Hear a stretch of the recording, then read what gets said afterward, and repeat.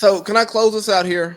And you can respond if you want to, but if not, feel free to just let me cook. Go ahead. While you open up the culture hour, I'm gonna take a piss. But answer to your question All right, perfect. So or I, ask you. I don't like my background. Oh, I thought you had one more thing to ask. No, I was gonna. You can go. I'll go ahead and piss now. I was gonna do my WNBA rant. Oh, go ahead. See, you see how people feel about the WNBA, but no, I'm gonna give y'all the ugly background. So, watching the WNBA this past weekend because I get so tired of you WNBA Twitter fans, you WNBA Instagram fans who actually don't watch the WNBA having so much to say about people and their criticism of the WNBA. Well, let me tell you my WNBA experience over the weekend. I felt like the announcing crews on the two games that were nationally televised on Friday had kids who were graduated from high school on that Friday and because their minds were somewhere else. I complain about commentary a lot. I complain about play-by-play and color commentary because I think that a lot of people get to do those jobs and they're not good at them. But it was terrible to watch the Washington Mystics come back. The Chicago Sun, I do believe, yeah. Chicago's WNBA team come back on the Washington Mystics or vice versa. One of the teams came back. And there was absolutely no enthusiasm. Like it was a 16-point comeback in the third quarter, and I got nothing. I got, basketball, Chicago Sky player. I go basketball. So I'm like, bro, what are we doing here? This is an intense game. Atlanta Deladon has a step back three to win the game with like less than a minute left. And there's no like, oh my God, there's nothing. You have no detailed analysis. You have no, we talked to coach before the game today, and she said, this is what we're looking to do. You know, last year we did this right here and this and that, and we're trying to build off of that and move forward. None of that. Like, hey, here's how we're doing in Chicago. Moving off of Candace Parker and what she brought to this team now that she's out in Vegas.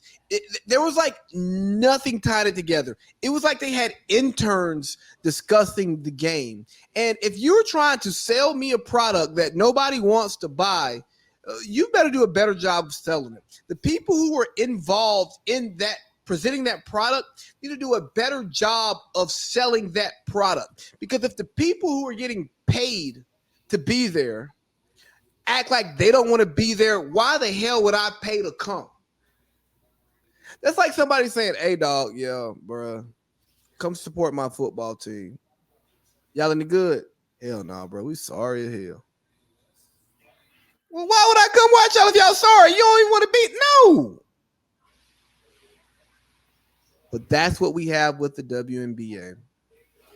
You got the coach of the Phoenix Mercury coming out.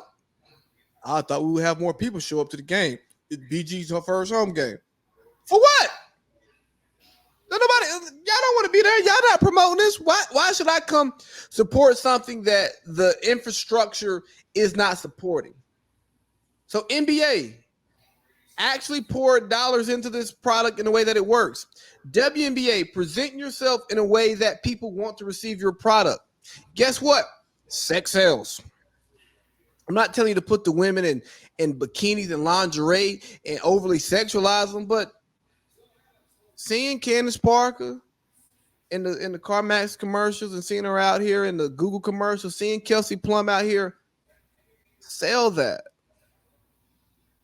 I know that it may not be the easiest conversation to have because we're in this world of diversity, equity, and inclusion. And that's very important. But if you're trying to make $1, you're trying to find the people who want to buy it. You're trying to create a product that people want to buy. So what do people want? How do I find that gap? How do I find some space in what they want? How do I get them to spend less time, less money elsewhere and bring them here? Figure out what people like. I watched my girl, Enrique. I can't say her name, her last name. I'm not even going to try. Dallas, bucket. We see her on the Mark Cuban's commercials. That's fucking great. Keep putting these players out here. Make us get to know your players so we want to watch them. because the more and more I get to watching WNBA players and getting to know the personalities, I go, you know what? Let me turn this game on. Let me watch this. The more and more you Twitter and Instagram WNBA fans keep talking this nonsense and telling me how important this is and how somebody be trending, and I go, well, okay, those trending topics don't turn into trending dollars, so I don't want to hear that nonsense. I still go and watch it just because sometimes it's a spite watch. Sometimes I want y'all to know that I'm watching so I can criticize what you're saying because I'm speaking from a place of experience and not just a place of this ain't working, this ain't good.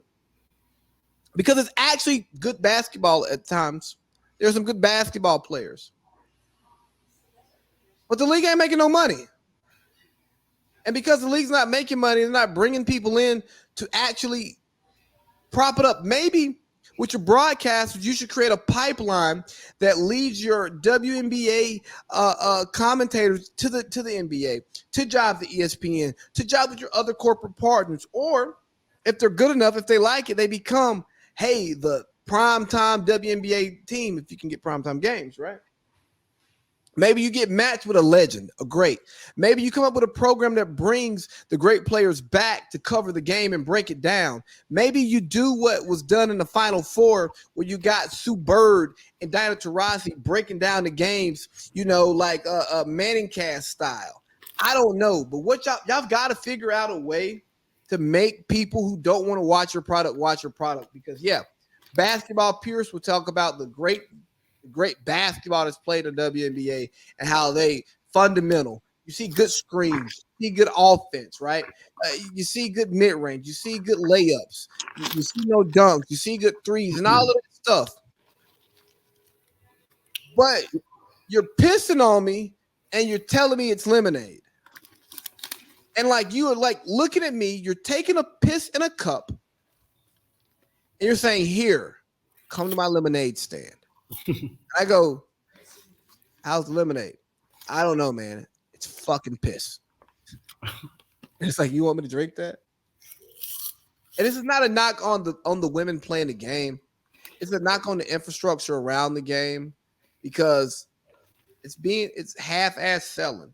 Maybe y'all can sell this Caitlin Clark and Angel Reese rivalry into next season, into the WNBA, so you have your Bird magic moment. Maybe y'all can use the popularity that these women are getting NIL. Because look here, Angel Reese has not left my algorithm since the Final Four. I saw her today in Fashion Nova, Sports Illustrated.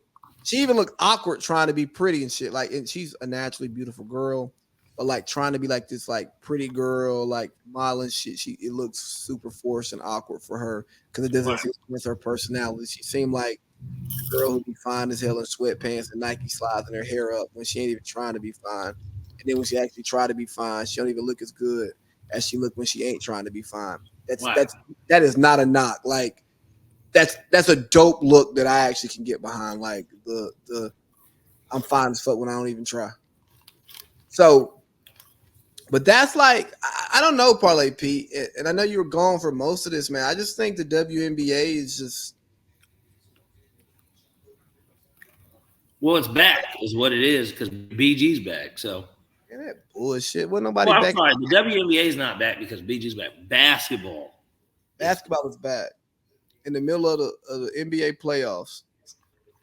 It was during the conference finals talking about basketball is back. No, basketball. Hasn't been basketball. You can't spell basketball without a B.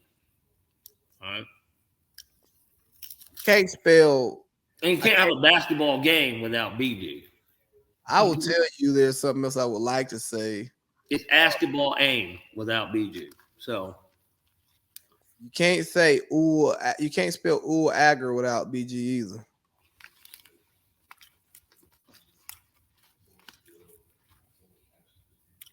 Cash Money don't exist without BG. No, I mean, I just can't. I just wish the WNBA would tell the truth. And don't tell me you're trending on Twitter. That don't make money. You know who doesn't trend on Twitter often, but they're a walking bag? What? Skip Bayless.